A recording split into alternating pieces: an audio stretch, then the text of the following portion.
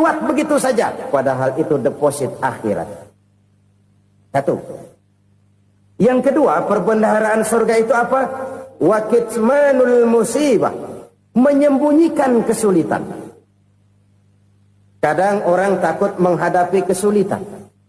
Tapi makin kita merenung, hidup ini kan sebenarnya urusan. Takut sama urusan, ya jangan hidup. Tandanya orang hidup itu kalau punya urusan. Urusan melupakan problem. Problem sering menimbulkan kesulitan. Kesulitan bukan untuk ditakuti, tapi untuk diatasi dan dicarikan jalan keluarnya. Siapa sih orangnya yang gak pernah sulit-sulit? Makin tinggi status sosialnya, makin gede urusannya.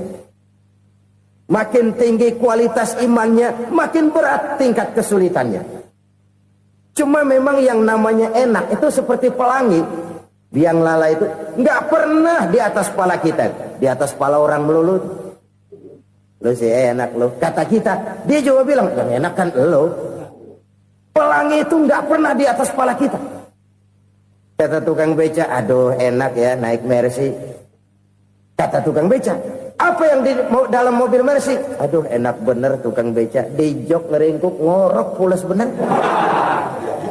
Saya kamar pakai AC sejuk, tempat tidur sutra, empuk, alga, spring bed, kulak kulik nggak bisa pulas kalau belum minum Valium, belum tidur. Enak bener tukang beca, di jok ngorok nggak tahu wetan kulon. Si tukang beca bilang yang di Mercy enak, yang di Mercy bilang tukang beca enak. Inilah enak. Nggak pernah di atas kepala kita, di atas kepala orang lain melulu enak itu. Nah, saudara-saudara, yang merupakan perbendaharaan surga itu orang yang bisa menyembunyikan kesulitan, baik pribadi ataupun rumah tangga. Nih terutama rumah tangga yang jadi soalnya. Kadang-kadang kita ini kalau senang, sebaliknya kalau senang kita diam, kalem aja, cuek. Banyak banget duit kita bawaan, diam aja udah. Malah ketemu orang takut. Tapi begitu susah, sekampung tahu. Padahal Nabi mengajarkan perbendaharaan surga itu menyembunyikan musibah, menyembunyikan kesulitan. Kalau enak, cerita sama orang-orang. Kalau nggak enak, rasain sendiri, tekan sendiri, atasin sendiri. Kita kan sebaliknya. Senang kita diam, asal lagi susah, paling tidak kita nyari teman buat cerita kesusahan. Siapa orangnya yang nggak pernah susah? Cuma soalnya bagaimana kita mengatasi kesusahan itu sendiri. Begitu juga misalnya kalau orang sudah berumah tangga, itu orang tuanya harus menjadi tempat dia cerita yang enak-enak saja. Yang nggak enak rasain berdua, selesaikan berdua, atasin berdua. Jangan dibalik. Asal senang diam, giliran susah saja. Maknya laporan. Terbalik.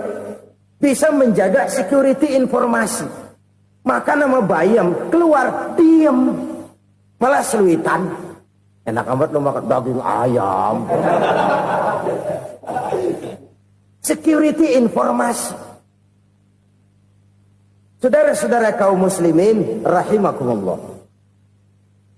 Ujian yang terberat itu yang pernah diberikan kepada para nabi, para rasul, para aulia, para ulama. Makin tinggi keimanan, makin berat bentuk kesulitan. Ayo saya kemukakan satu contoh saja.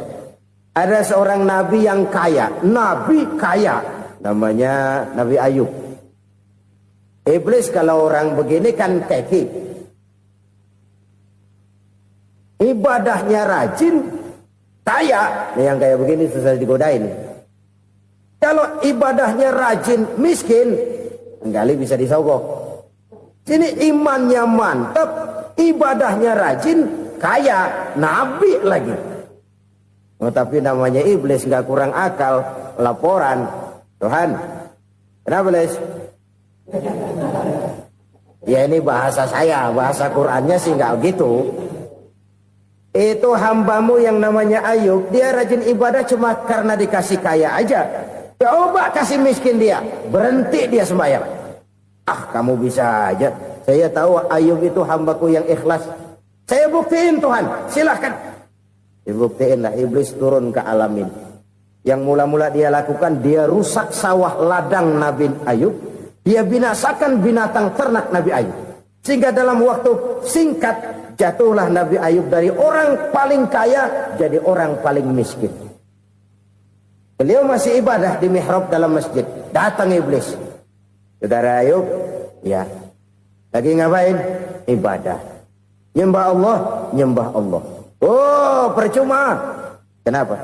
Tuhan yang ente sembah nih, dia udah bikin miskin ente. Sawah ladang ente hancur lebur, binatang ternak binasa. Sekarang ente jadi orang paling miskin. Ngapain nyembah Tuhan kayak begitu? Tekor. Udah berhenti dah ibadah, berhenti ibadah. Ini iblis sama Tuhan laporannya lain, yang dikerjakan kepada Nabi Ayub juga lain. Benar begitu iblis, kata Nabi Ayub. Iya, sawah ladang saya habis, buras. Binatang ternak saya binasa, binasa. Saya miskin, bangpak. Apa jawab Nabi Ayub? Bukan innalillahi, ini hebat.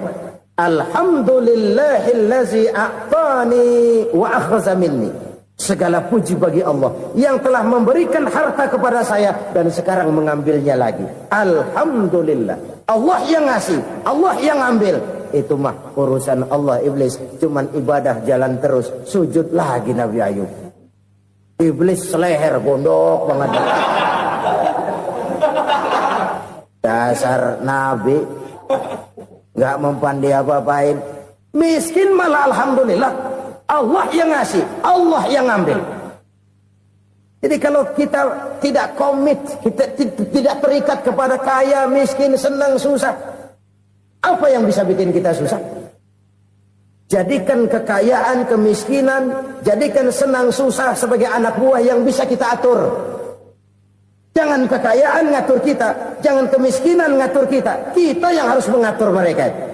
Senang, susah, kaya, miskin, bahagia, sengsara, jadikan itu anak buah yang bisa kita atur.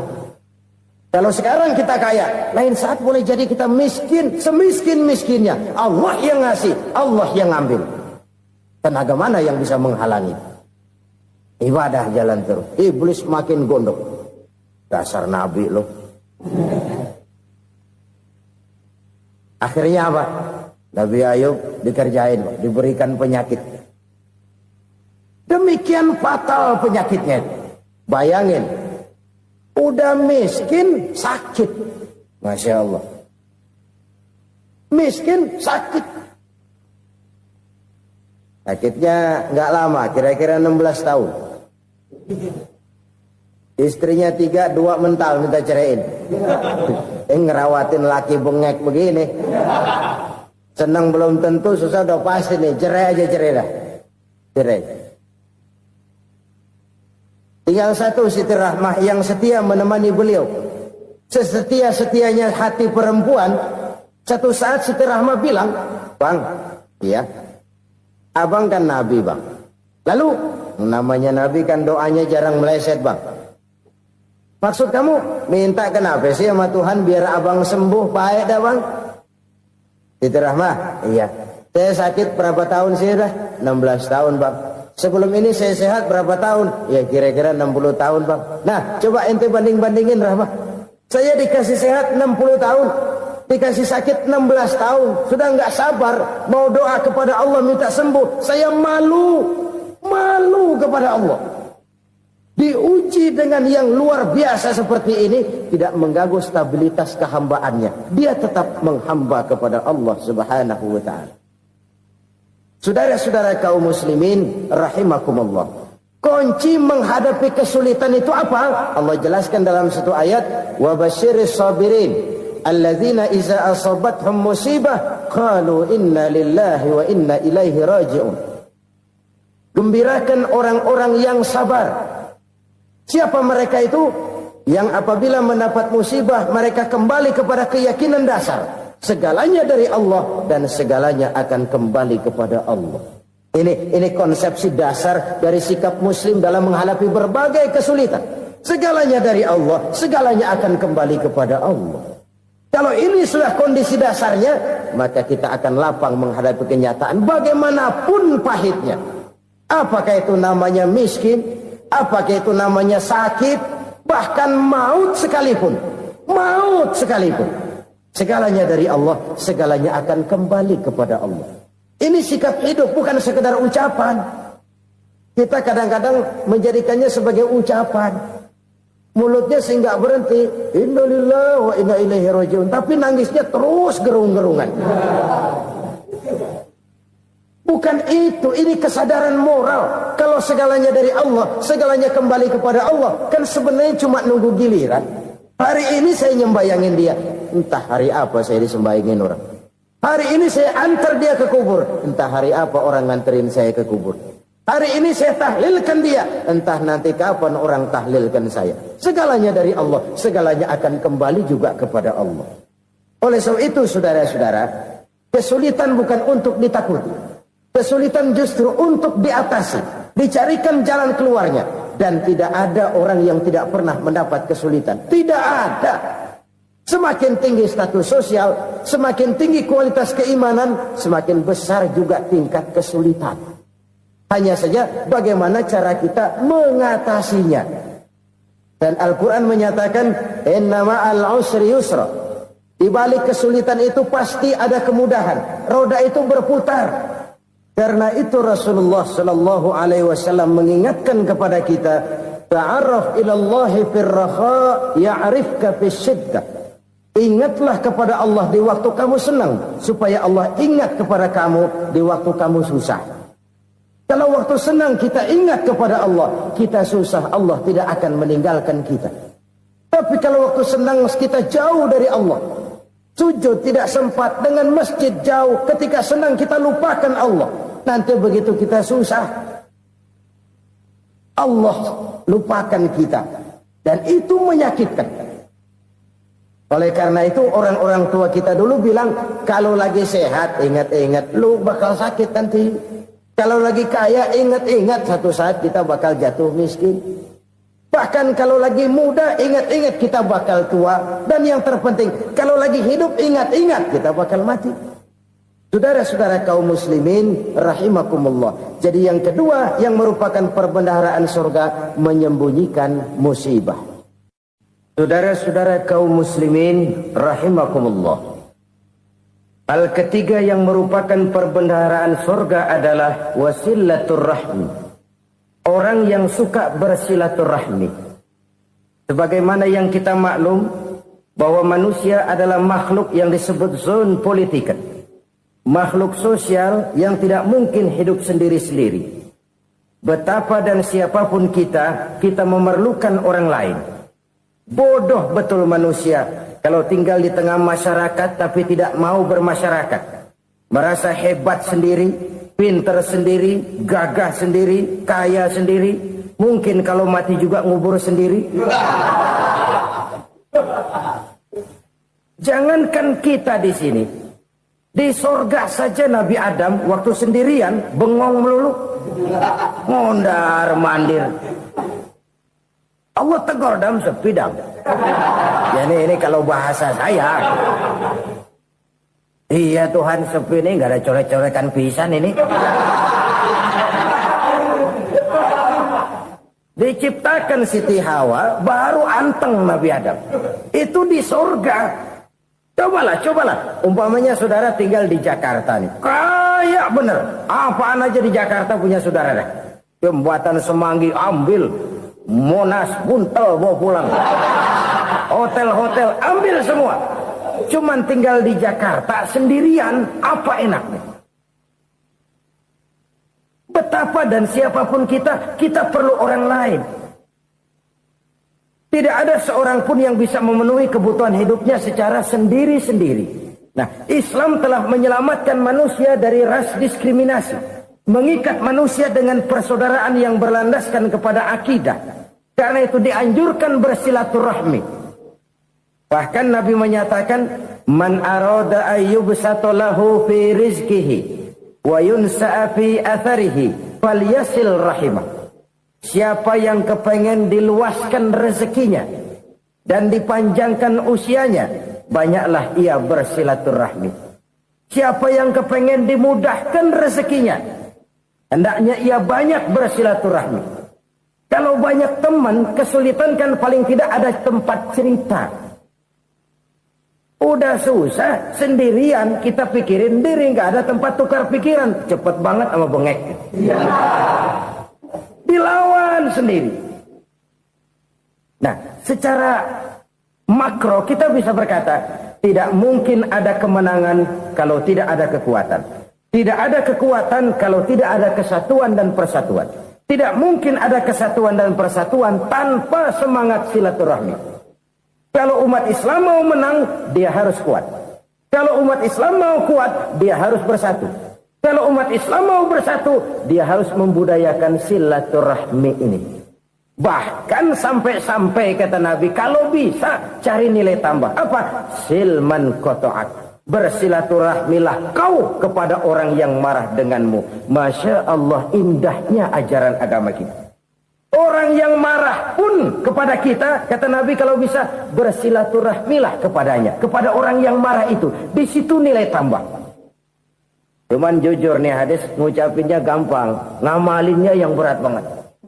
Orang marah sama kita, kita disuruh silaturahmi. Ada apa malu? Lu marah, ada gue marahan lagi. Tunggu pikirin. Saudara-saudara kaum muslimin rahimakumullah. Tapi ini yang diajarkan, bahkan ini yang dicontohkan oleh baginda Rasul. Bagaimana begitu mudah, misalnya satu saat Abu Jahal ini ngatur strategi bagaimana bikin Muhammad celaka. Dia gali lubang di depan tempat tidurnya. Dia tutupin daun korma. Terus dia panggil seseorang, ke sini. Kasih tahu Muhammad, pamannya sakit keras, minta ditengokin. Berangkat orang ini ke sana. Muhammad, labbaik. Pamanmu sakit keras, dia minta ditengokin. Baik, saya akan datang menjenguk beliau. Berangkatlah Nabi ke rumah Abu Jahal tanpa prasangka apapun. Abu Jahal udah pasang stil, selimut 3 rangkap setengah dipakai, persis kayak orang meriang. Tapi sembari ngintip dari balik selimut. Begitu Muhammad buka pintu, nah masuk perangkap nih. Muhammad jalan menuju tempat pembaringan.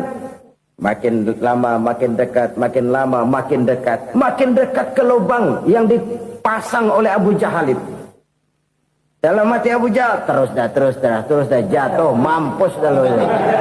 Mampus lo hari ini nih. Apa yang terjadi? Malaikat Jibril datang. Muhammad, pamanmu cuma pura-pura sakit. Di depan tempat tidurnya ada lubang perangkap supaya kamu jatuh ke situ. Sudah, kamu pulang. Balik kanan Nabi. Sudah hampir jatuh ke lubang, balik kanan, pulang. Bayangin kecewanya Abu Jahal. Muhammad dikit lagi, Muhammad dikit lagi. Enggak paman, saya pulang aja. Emosi bangun dari tempat tidur, enggak sadar kalau lagi pura-pura sakit. Lompat ngejar Nabi, dia lupa dengan lubang yang dia gali. Serak, nyemplung sendiri ke dalam lubang.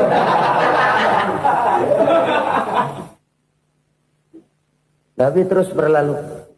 Ini terjadi keanehan. Jatuh ke lubang yang dia gali itu sebenarnya nggak terlalu dalam ya, antara 3-4 meteran lah. Tolong saya jatuh ke lubang ini. Datanglah pelayan-pelayannya itu. Angkat saya dari sini. Oh, yang ngulurin tambang. Satu gulung, belum juga nyampe itu tambah. Kurang, beli lagi ke warung. Sambung, ulur lagi, nggak juga bisa sampai. Wah, ini kerjaan Muhammad ini. Tolong, siapa salah seorang kamu ke rumah Muhammad, kasih tahu encangnya kecebur. Minta ditolongin. Sampaikan kepada Rasul. Kenapa? Pamanmu jatuh ke lubang, Muhammad minta tolong diangkatin. Tambang udah nyambung-nyambung nggak nyampe juga. Ya, nanti saya datang, saya tolong. Coba. Nyata-nyata orang berniat jahat mau mencelakakan dia. Datang dia menolong. Ini yang disebut air tuba dibalas air susu ya ini. Bukan sebaliknya. Air tuba dibalas air susu. Paman, kecebur ya? Iya Muhammad, tolong ini. Pegang tangan saya. Nabi ulurkan tangannya. Nyampe. Dipegang oleh Abu Jahal. Diangkat ke atas. Sampai atas, apa kata Abu Jahal? Sihirmu memang hebat Muhammad. Udah ditolongin dikata sihir. Yang enak kita kemplang kan itu orang begitu. Urusan apa? Tapi inilah akhlak. Kalau bisa kamu bersilaturahmilah dengan orang yang marah kepadamu sekalipun. Orang marah kita tetap baik. So, kalau kita berbuat baik sama orang yang memang baik, rasanya sih biasa-biasa aja. Orang baik kita baik lagi, ya draw aja, belum ada nilai tambah di situ. Baru ada nilai tambah kalau kita bisa berbuat baik kepada orang yang nyakitin kita. Itu namanya kita setingkat di atas dia. Dia sakitin kita, kita berbuat baik sama dia. Dia pelit sama kita, kita baik sama dia. Dia marahin kita, kita deketin dia. Di situ kita punya nilai tambah. Jadi siapa yang ingin diluaskan rezekinya kata Nabi dan dipanjangkan umurnya, hendaklah ia banyak-banyak bersilaturahmi. Sederhana sebenarnya silaturahmi, tapi silaturahmi membangkitkan semangat kesatuan dan persatuan. Kesatuan dan persatuan melahirkan kekuatan. Dalam matematika 1 ditambah 1 pasti 2. Tapi di tengah masyarakat, 1 orang takut ditambah 1 orang takut, hasilnya jadi 2 orang setengah berani. Kenapa setengah berani? Karena udah berdua. Tadi pan takut sendirian. Kalau dia kumpul turu-turu takutlah jadi berani. Kita yang lemah, kita yang tidak berdaya, kita yang miskin, kalau mau kompak bersatu, apa yang nggak bisa kita kerjain? Apalagi tinggal di kota besar, pilihan cuma 2. Bertahan atau minggir. Bertahan atau minggir. Untuk bisa bertahan harus mampu bersaing. Untuk mampu bersaing harus punya keahlian. Keahlian harus ditunjang dengan pendidikan. Ditambah oleh kekompakan sebagai umat. Udah miskin mencar mulu, orang injek kita. Orang nggak pandang urusan apa yang malu. Oleh karena itu silaturahmi pada hakikatnya merupakan roh dari ukhuwah yang diajarkan oleh agama kita. Bagaimana Islam menyelamatkan masyarakat manusia dari ras diskriminasi, mengikat manusia, dan tidak ada persaudaraan yang lebih indah selain persaudaraan yang diikat dengan nilai-nilai akidah. Sepanjang orang di jalan Allah, itulah saudara kita. Keluar dia dari jalan Allah, selesailah persaudaraan sampai di situ. Karena itu, kalau ingin menyimpan sesuatu di surga, banyaklah bersilaturahmi. Datang ke rumah ini, datang ke rumah itu, dan lain sebagainya. Itu simpanan kita di akhirat nanti. Ini yang ketiga. Saudara-saudara, yang keempat, perbendaharaan surga itu apa? Wa qawlu la hawla wa la quwwata illa billah. Ucapan la hawla wa la quwwata illa billah. Ibadah kan ada yang berat, modalnya besar. Bangun masjid berat, modalnya besar. Bangun rumah sakit berat, modalnya besar. Ada ibadah yang berat, tapi modalnya ringan. Misalnya puasa. Puasa itu berat, mengendalikan nafsu. Kalau sekedar nggak makan, nggak minum sih enteng. Mengendalikan nafsu. Itu jihad terbesar. Tapi kan modalnya ringan, cuma niat saja. Ini ibadah berat, modalnya ringan. Ada ibadah yang ringan, modalnya juga enteng. Seperti termasuk ucapan la haula wa la quwwata illa billah. Tanpa sadar, la haula wa la quwwata illa billah. Nyelengin tuh di surga. Nyelengin, kita nggak terasa. Nyelengin simpenan akhirat. La haula wa la quwwata illa billah. Nyimpan lagi. Kaget, la haula wa la quwwata illa billah, nyimpan lagi, banyak simpanan. Walaupun sebenarnya yang dimaksud di sini adalah kesadaran batin bahwa tidak ada daya dan kekuatan kecuali Allah. Itu intinya. Kita memulai pekerjaan disunahkan baca bismillah, kan begitu. Apa itu? Kesadaran moral. Bahwa ini saya bisa kerjakan. Saya kerjakan ini dengan menyebut nama Allah. Kenapa? Kalau Allah tidak memberikan daya dan kekuatan, mana mampu saya kerjakan ini. Maka saya kerjakan ini dengan menyebut nama Allah. Bismillah. Kesadaran moral. Manusia hanya wajib berusaha, tapi nggak pernah wajib berhasil. Banyak hal-hal yang kalau kita renungkan secara rasio, nggak mungkin. Tapi jadi kenyataan, la haula wa la quwata illa billah. Tidak ada daya dan kekuatan kecuali bagi Allah semata-mata. Kesadaran moral akan kelemahan dan keterbatasan makhluk bernama manusia. Kadang kita kagum dengan otak, tapi kita sering lupa sama yang bikin otak. Padahal bagaimanapun hebatnya otak, yang bikin otak pasti lebih hebat dari otak. Nggak percaya, silahkan otak-otakan. Inilah kecenderungan. Kita kagum dengan pesawat-pesawat mutakhir, bukan main, besi gede banget terbang itu. Alangkah hebatnya. Lalu apa yang bikin otak tidak lebih hebat dari itu semua? Kita puji laut, apa yang bikin laut tidak lebih hebat dari laut itu? La haula wa la quwata illa billah. Tidak ada daya dan kekuatan kecuali Allah. Apa yang bisa kita lakukan kalau tidak karena daya dan kemampuan yang diberikan oleh Allah kepada kita? Lahirlah sikap tawadu, rendah hati, tidak melonjak menjadi angkuh dan sombong, sadar akan kelemahan dan keterbatasan diri. Sebagai makhluk yang diciptakan oleh Allah Subhanahu wa taala. Jadi satu sisi ini ucapan yang berpahala, la haula, jadi wiridan. Pada sisi lain ini kesadaran moral, sikap mental, kesadaran batin bahwa yang punya daya dan kekuatan itu cuma Allah. Kita nggak pantas untuk sombong, sebab sombong itu pakaiannya Allah.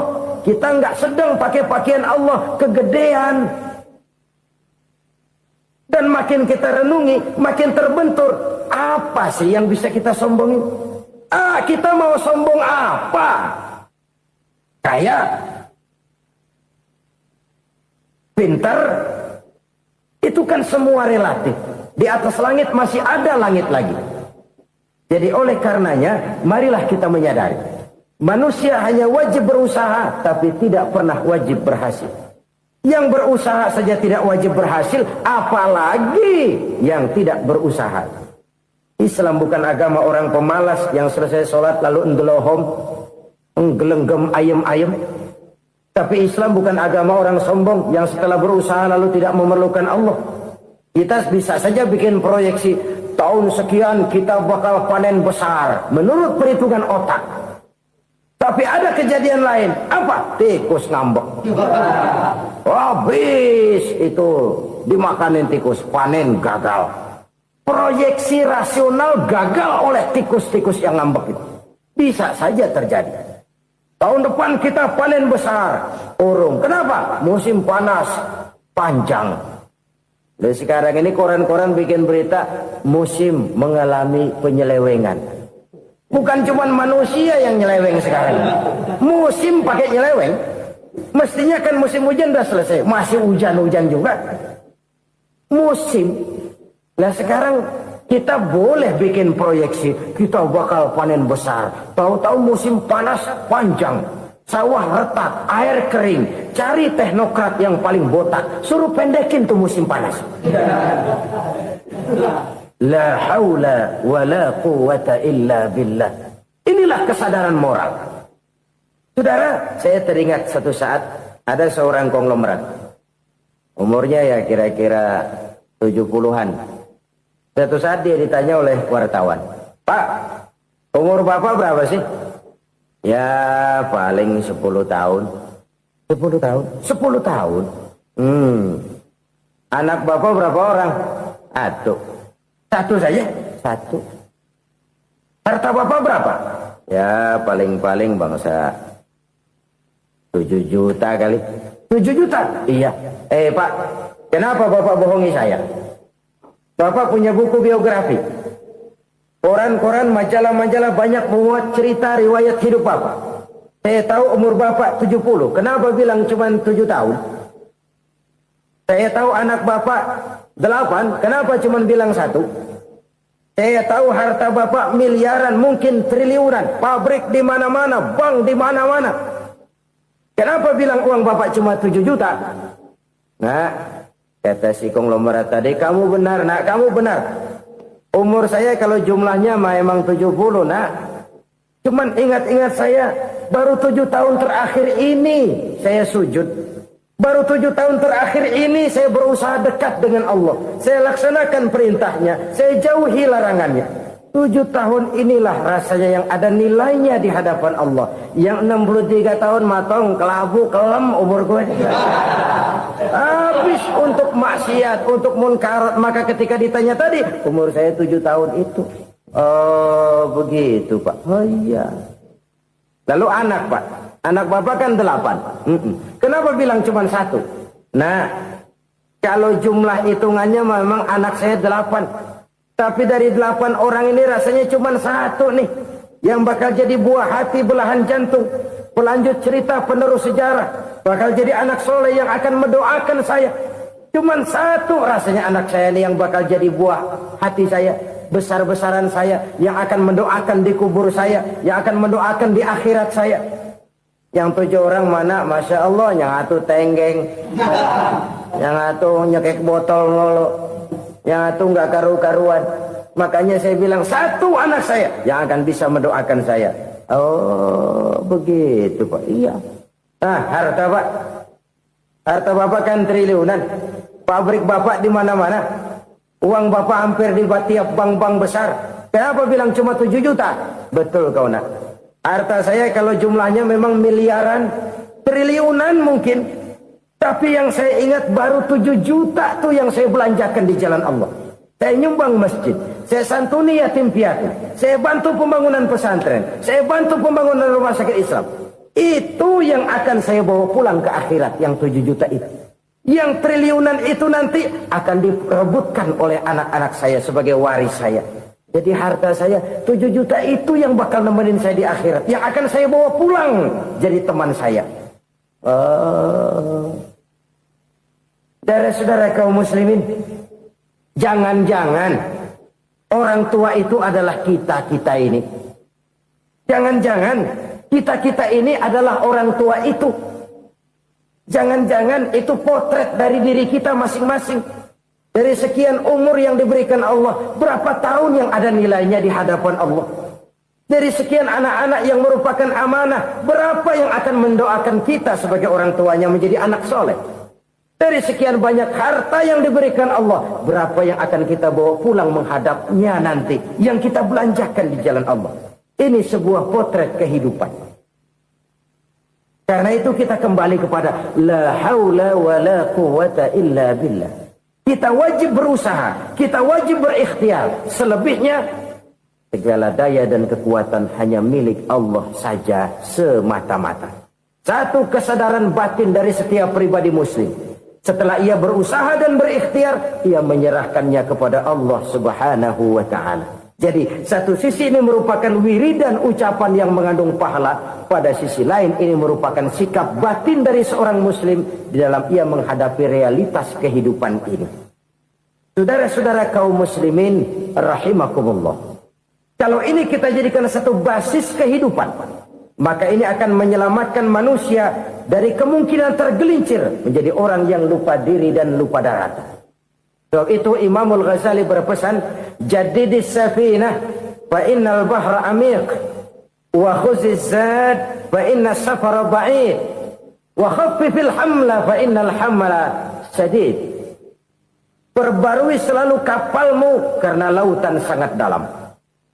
Bawa bekal yang banyak karena perjalanan ini sangat jauh. Ringankan beban karena kebanyakan beban akan menyakitkan. Alangkah indah kalimat ini, alangkah dalam makna yang terkandung di sana. Perbarui selalu kapalmu karena lautan sangat dalam. Apa artinya ini? Jaga mentalmu baik-baik. Pelihara imanmu baik-baik karena hidup penuh cobaan seperti lautan. Kita kalau berlayar di lautan kan kadang-kadang tenang, angin bertiup sepoi-sepoi basah. Jika malam datang, bintang gemintang bertabur menghias cakrawala. Rembulan memantulkan sinarnya dengan indah. Dalam keadaan begitu berlayar enak.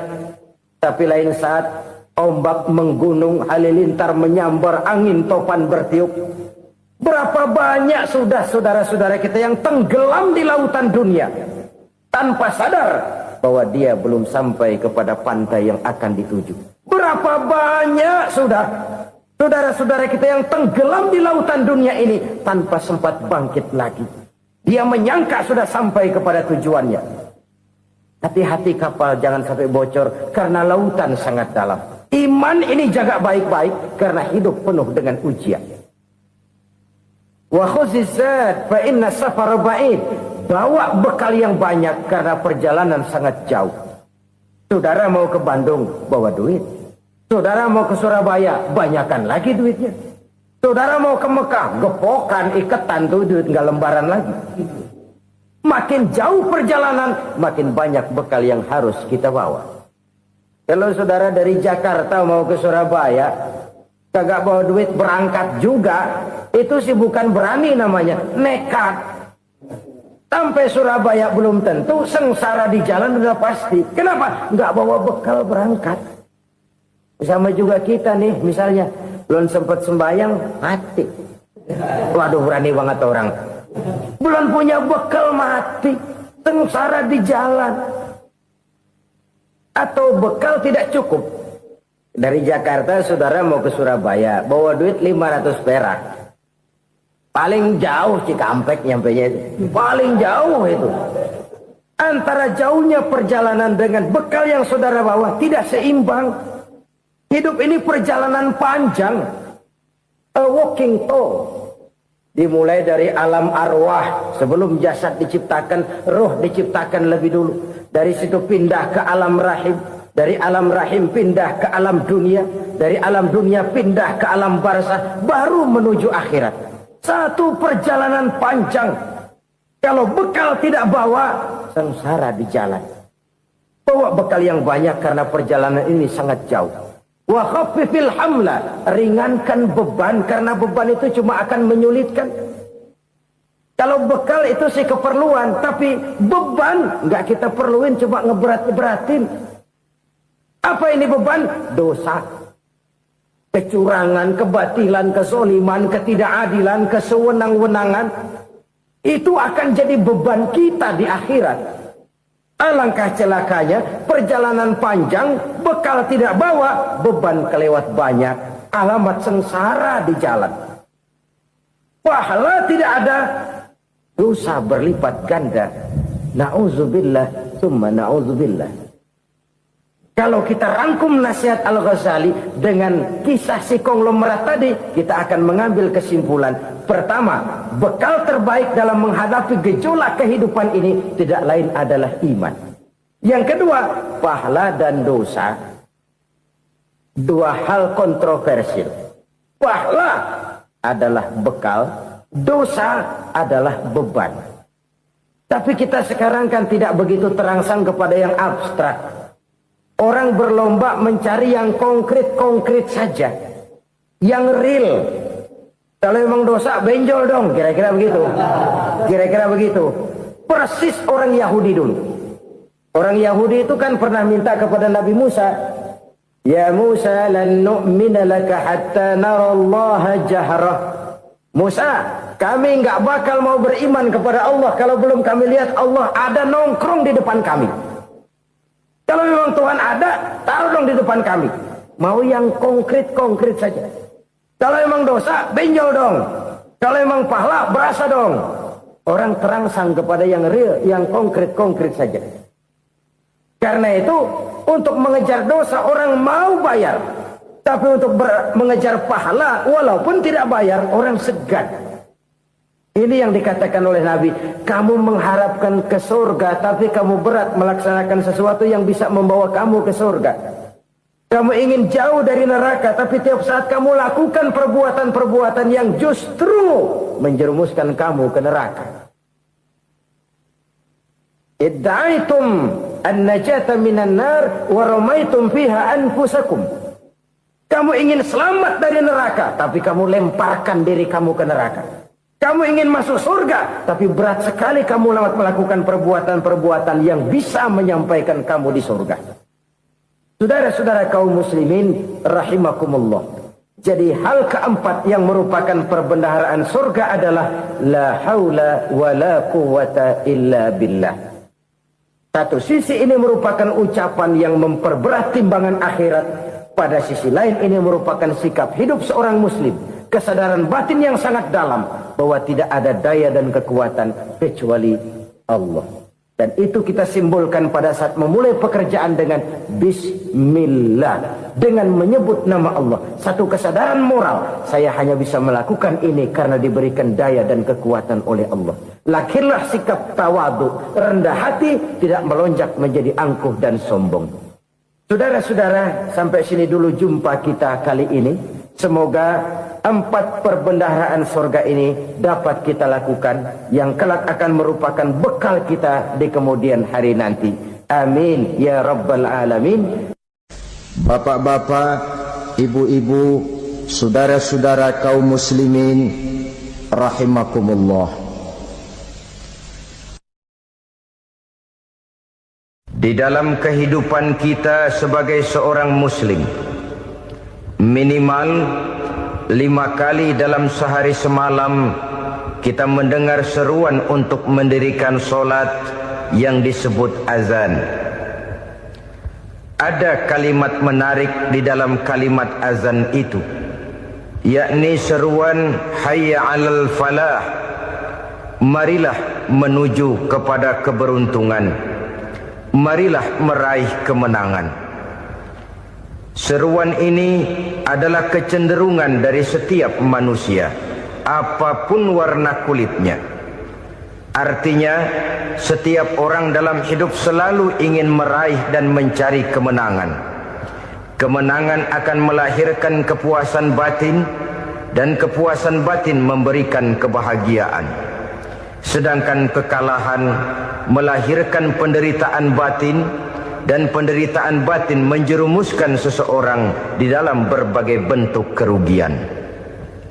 Jikalau inilah seruan azan, maka masalahnya ialah apa yang menyebabkan kita meraih kemenangan.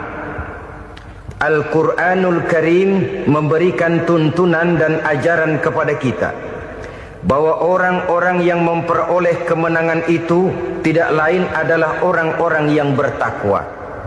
Hanyalah mereka yang bertakwa kepada Allah Subhanahu wa ta'ala pada akhirnya akan tampil sebagai pemenang.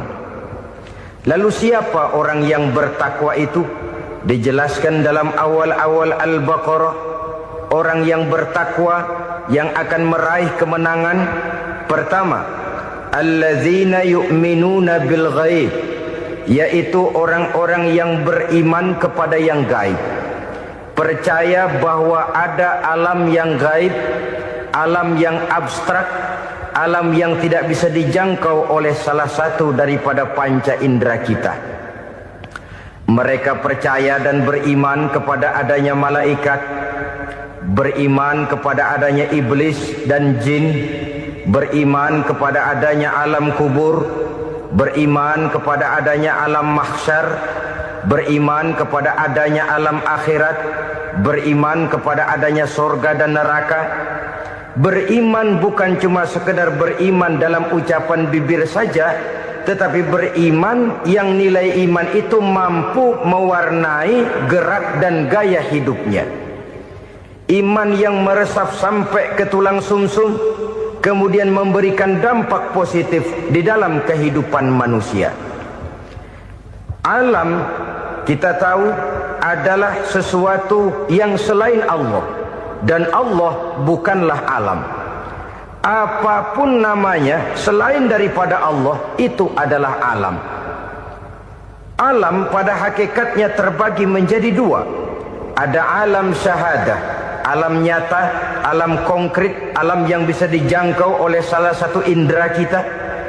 Kemudian ada alam ghaib, alam yang tidak bisa dijangkau oleh panca indera kita, alam metafisika, alam abstrak, alam yang wajib kita imani keberadaannya. Kita percaya bahwa malaikat itu ada, kita percaya kepada jin, bahwa jin itu ada, kita percaya kepada adanya iblis dan setan. Bukan percaya kepada iblis dan setannya, percaya bahwa iblis dan setan itu ada. Itu termasuk salah satu daripada sifat orang yang bertakwa kepada Allah.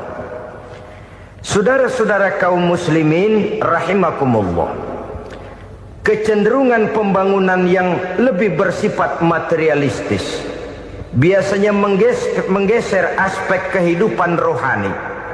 Orang berpikir empirik, dan dalam pola pikir yang demikian maka alam gaib tidak lagi mendapat perhatian.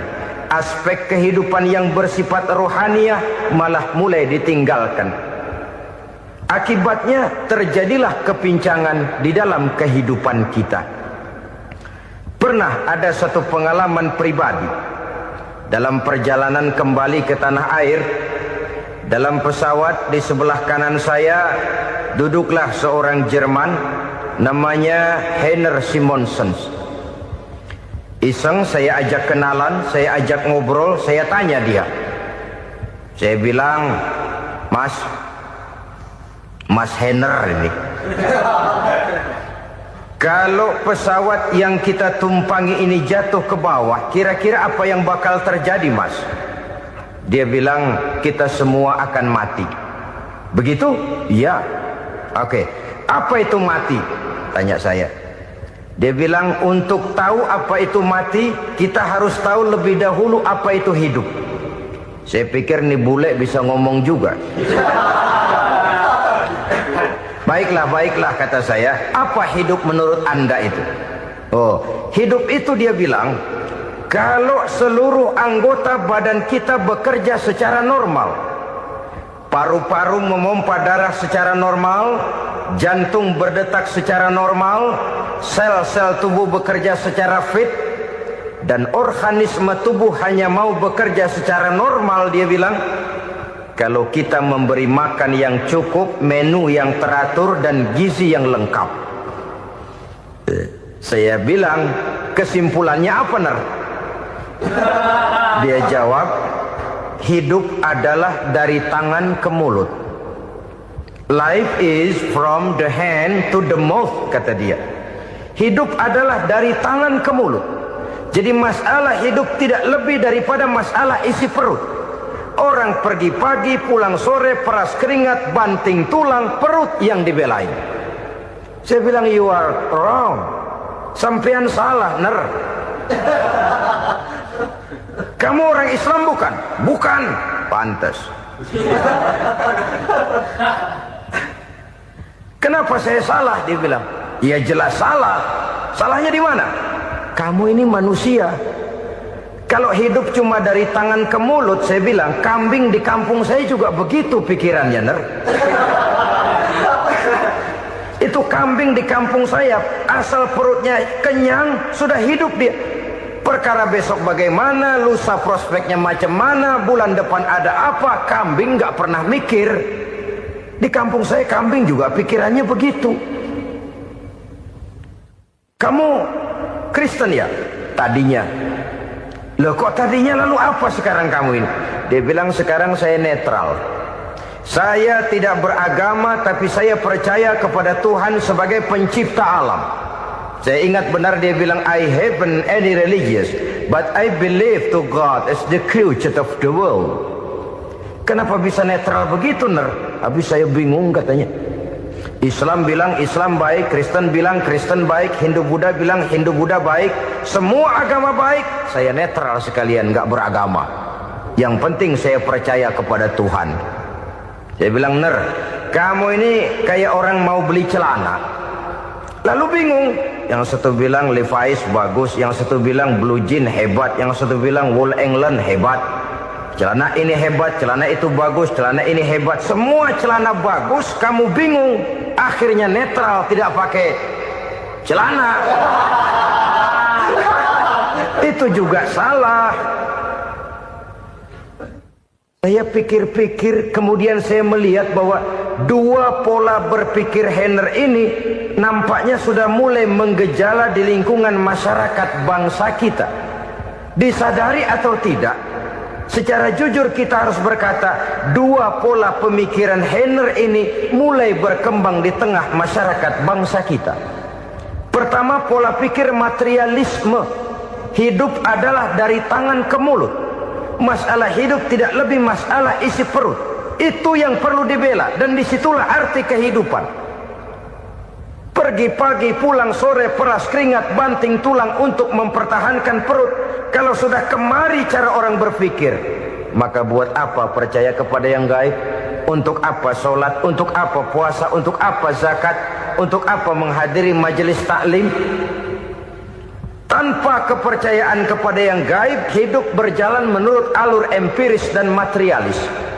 Kalau sudah ke sana cara orang berpikir, biasanya orang lalu cenderung menghalalkan segala cara. Hanyalah orang yang percaya bahwa akhirat ada. Hanyalah orang yang percaya bahwa alam kubur itu ada. Hanyalah orang yang percaya bahwa malaikat itu ada, hidupnya akan lebih terarah dan terkendali. Karena kepercayaan kepada yang gaib, yang merupakan fase daripada kehidupan setelah hidup yang sekarang ini, mewarnai gerak pribadi seseorang di dalam dia melakukan kegiatan hidupnya.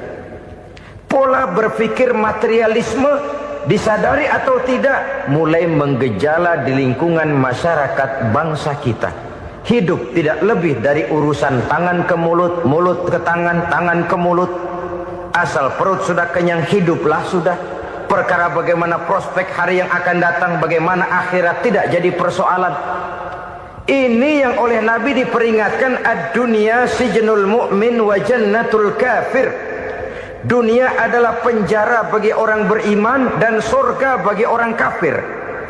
Dulu di zaman Belanda hadis ini pernah disalah tafsirkan, disalah artikan, digunakan sebagai senjata untuk mengkebiri dan membuat impoten umat Islam. Sudahlah umat Islam gak usah macam-macam, kata Belanda. Dunia ini kan penjara buat orang Islam, surga buat orang kafir. Di penjara jangan bertingkah.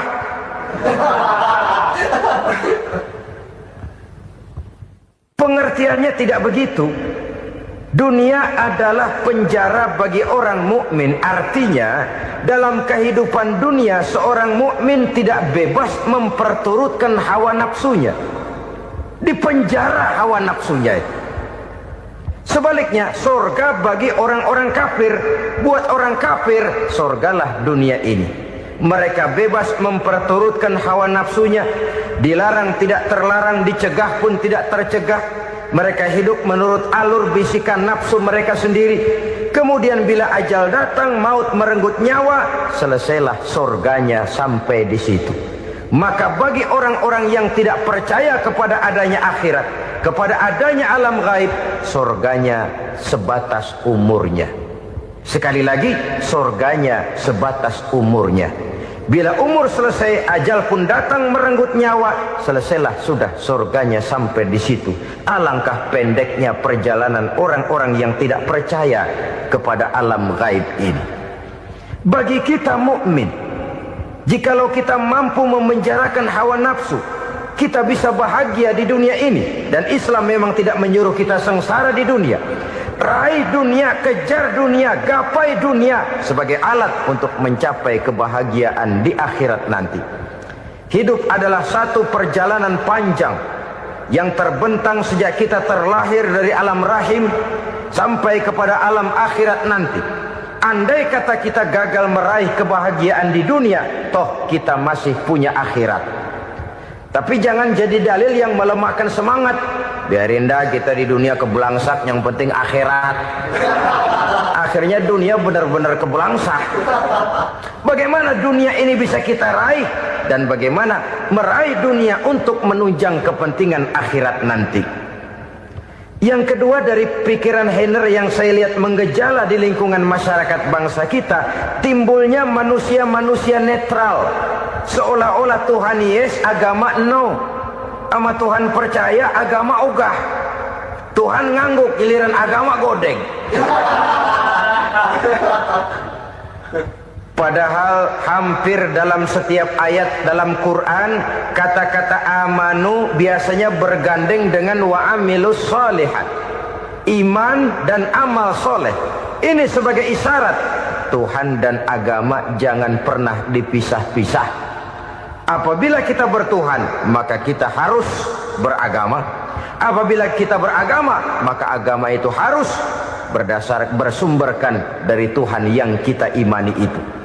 Tidak mungkin kita pisah, Tuhan yes, agama no. Sama Tuhan percaya tapi agama bikin sendiri. Sembayangnya cukup bengong 2 jam madep ngulon.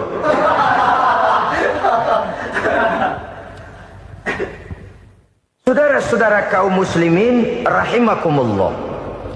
Jadi dengan demikian, agama yang kita akui merupakan unsur mutlak di dalam pembangunan sekarang ini, merupakan bagian dari kehidupan yang menuntun kita bahwa di balik alam nyata ini, di balik alam syahadah ini ada alam gaib. Dan mudabbir, murabbi, yang mengatur, yang menguasai, yang memelihara baik dia alam nyata, baik dia alam gaib, tidak lain adalah Allah Subhanahu wa ta'ala. Di sana ada satu super power, satu maha kekuatan yang kita perlu bersandar kepadanya.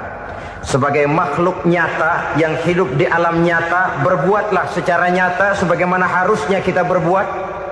Karena Islam jelas bukan agamanya orang pemalas. Islam jelas bukan agamanya orang yang mengajarkan setelah selesai sholat boleh duduk, nggelenggem ayam-ayam, ndelohom, menghitung bintang di langit sambil menunggu keajaiban. Tidak. Islam adalah agama yang mengajarkan apabila sholat sudah selesai kamu kerjakan, bertebaranlah di permukaan bumi, cari karunia Tuhanmu. Jangan hidup berpangku tangan menunggu keajaiban. Karena hidup bukan undian. Jangan berharap untung besar tanpa mau peras keringat.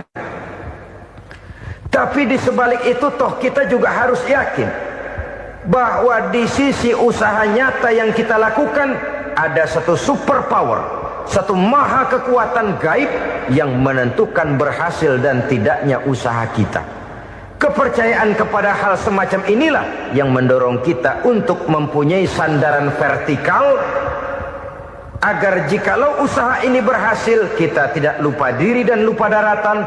Jikalau usaha ini gagal, kita tidak putus asa dan buruk sangka, tidak cupik pandangan dan sempit hati, tapi mampu melihat persoalan dengan kacamata putih sambil husnuzon kepada Allah Subhanahu wa ta'ala. Kita percaya malaikat itu ada.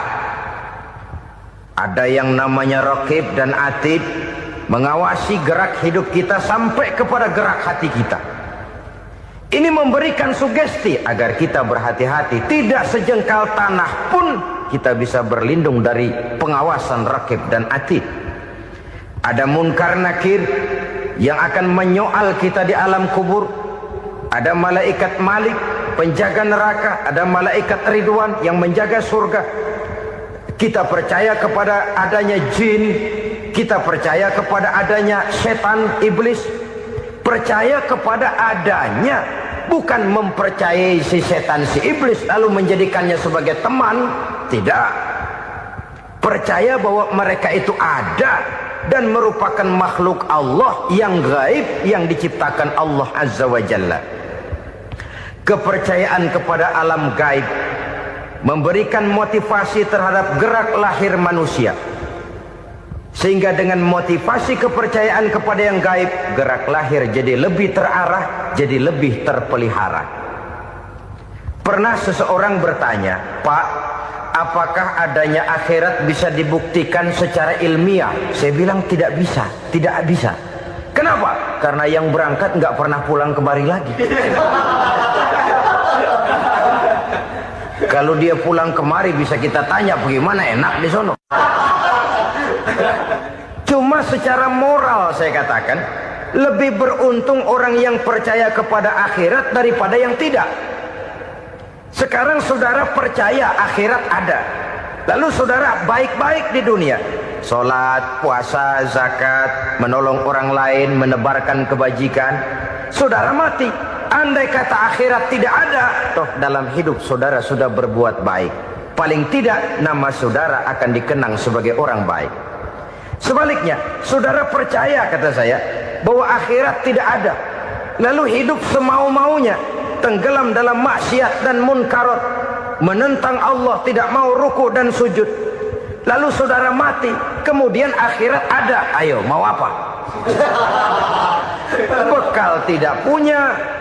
Jadi secara moral lebih beruntung orang yang percaya kepada adanya akhirat daripada yang tidak percaya.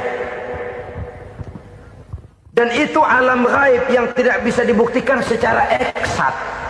Jangankan untuk membuktikan seperti itu, dalam kehidupan sehari-hari saja yang kita rasakan tidak selalu berbentuk toh. Angin, bagaimana sih bentuknya angin? Kita tidak tahu. Merah, buktinya kalau dikerok merah. Yang merah itu kulit, yang kulit kita bukan anginnya. Sakit, rasa sakit itu ada, tapi bagaimana bentuk sakit kita nggak pernah tahu. Kalau kita makan cabai pedas, bagaimana bentuk pedas itu tidak ada, tapi rasa ada. Bentuk pedas hijau, cabainya bukan pedasnya. Tidak semua yang kita rasakan bisa kita gambarkan dalam bentuk yang konkret.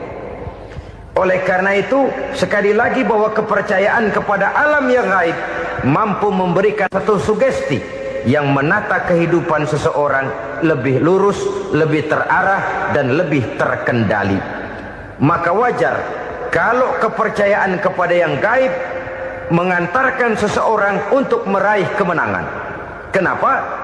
Dia percaya kepada yang gaib, bahwa akhirat ada, bahwa alam kubur ada, bahwa pertanggungan jawab itu ada. Maka dia lalu tidak hidup saenae udele dewe itu loh. Tidak hidup menurut seleranya sendiri, terarah, teratur. Ini cirinya yang pertama. Orang bertakwa yang akan meraih kemenangan, mereka beriman, mereka percaya kepada yang gaib. Bahkan hal-hal konkret saja selalu berangkat dari yang gaib. Saudara-saudara, para remaja, para pemuda sekarang ini tidak pernah tahu toh siapa yang akan jadi teman hidup saudara. Kita bisa saja ngerancang, mentargetkan, tapi toh akhirnya yang namanya jodoh bukan kekuasaan kita. Rezeki di luar kemampuan kita. Begitu juga ajal. Maut, jodoh, ajal adalah contoh-contoh konkret bahwa pada akhirnya yang gaiblah yang menentukan. Bertahun-tahun ngelancong, emang jodoh seret, nggak jadi.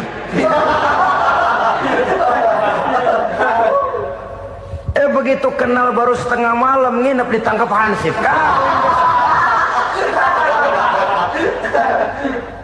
Hal-hal semacam itu kadang-kadang kita berpikir suuzon, gilet, perempuannya cakep banget, lakinya rebek amat.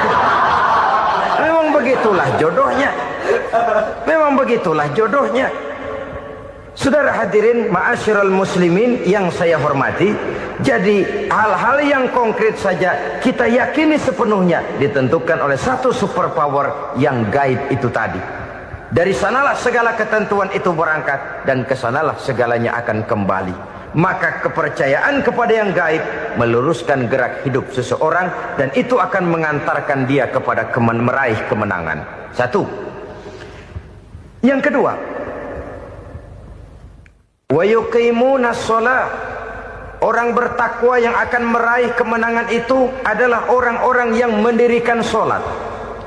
Kenapa sholat mengantarkan orang untuk meraih kemenangan? Yang jelas, inna sholata tanha anil fahsya'i wal munkar.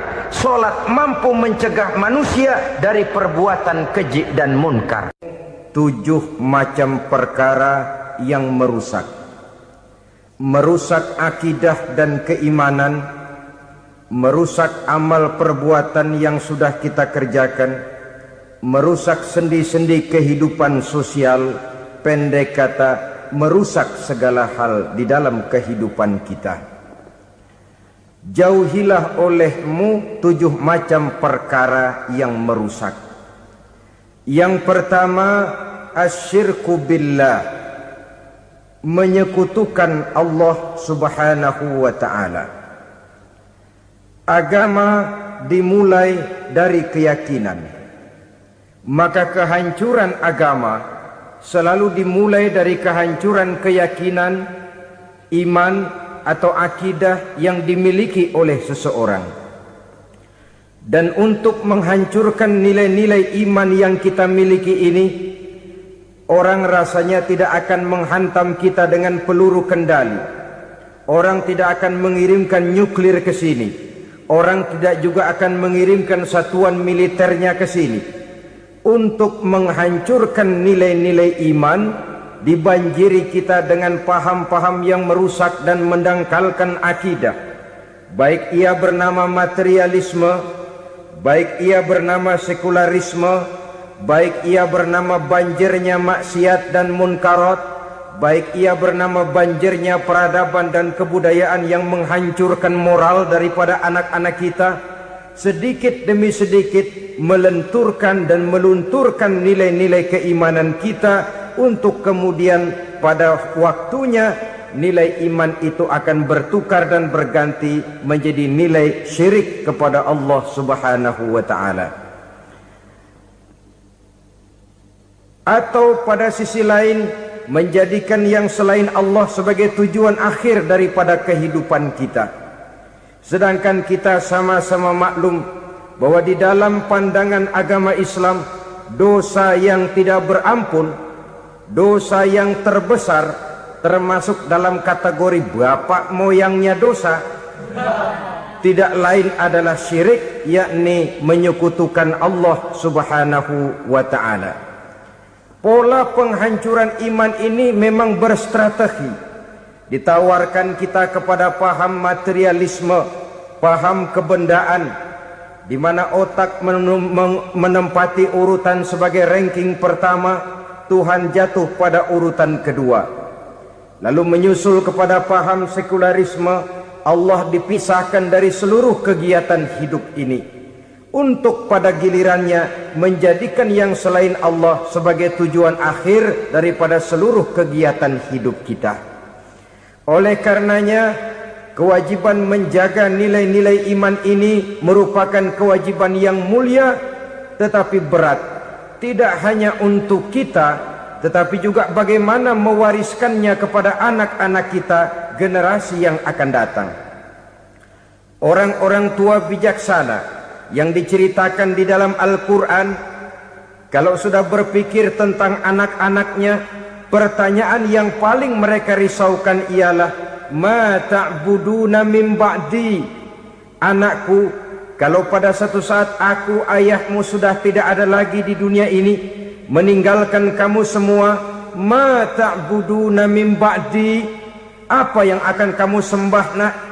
Jikalau sekarang ayahmu masih mau ke masjid, masih mau melakukan rukuk dan sujud, masih beribadah menyembah Allah Subhanahu wa ta'ala, kalau orang tuamu sudah tidak ada, ma ta'buduna min ba'di?